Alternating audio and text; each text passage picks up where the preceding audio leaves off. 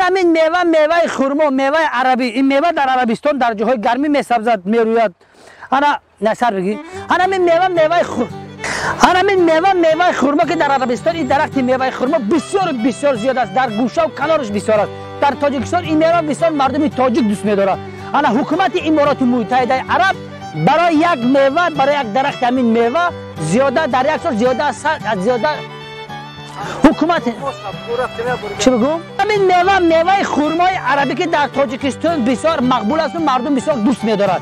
این میوه حیصر همین درخت خرمای است که میوهش همین چنین است که در تاجیکستان این میوه را بسیار مردم تاجیک دوست می‌دارند.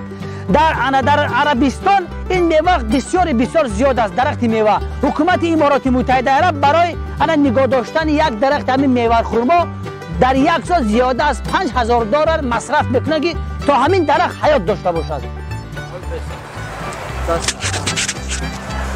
یا برگم زخم ایسار میگم. حالا درخت میوه خرما آخری این درخت خرما است. این میوه که در تاجیکستان این خرما عربی را بسیار مردم تاجیک دوست می‌دارند. انا درختش چون همین خیلی است. این درخت خرما. همین درخت خرما است. مثل همین درخت خرما است در عربستان سعودی، در تمام گوشه و کنار همین امارات متحده عرب چنین درختان، چنین میوه ها بسیار هستند. امارات متحده عرب همین درخت را در یک سال زیاده از $5000 مصرف میکنند که تا همین درخت حیات ببیند. یک باریگاه بگم سر هر یک درخت. انا درخت خرما در عربستان، درخت خرما زیاد این از درخت خرما. الان درخت خرما رفتیم. حالا بینندگان عزیز این از درخت خرما، این درخت خرما. بینندگان عزیز این از درخت خرما. میوه خرما را در تاجیکستان بسیار مردم دوست می‌دارند.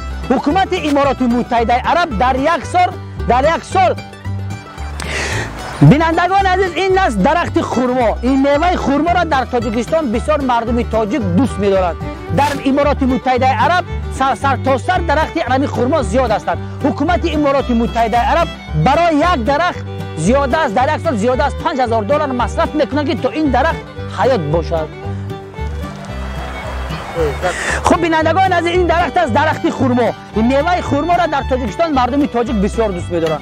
حکومت امارات متحده عرب برای یک درخت خرما در یک سال $5000 صرف میکنند که تا همین درخت حیات ببیند.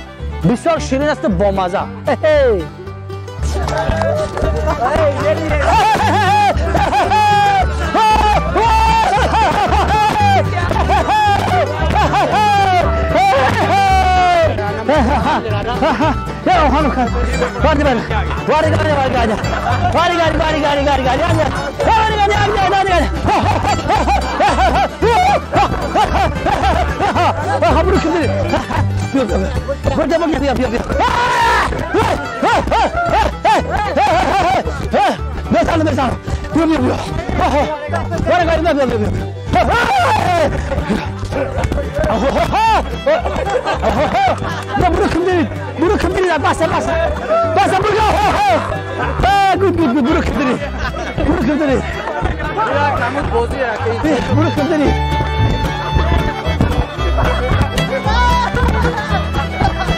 رفتیم.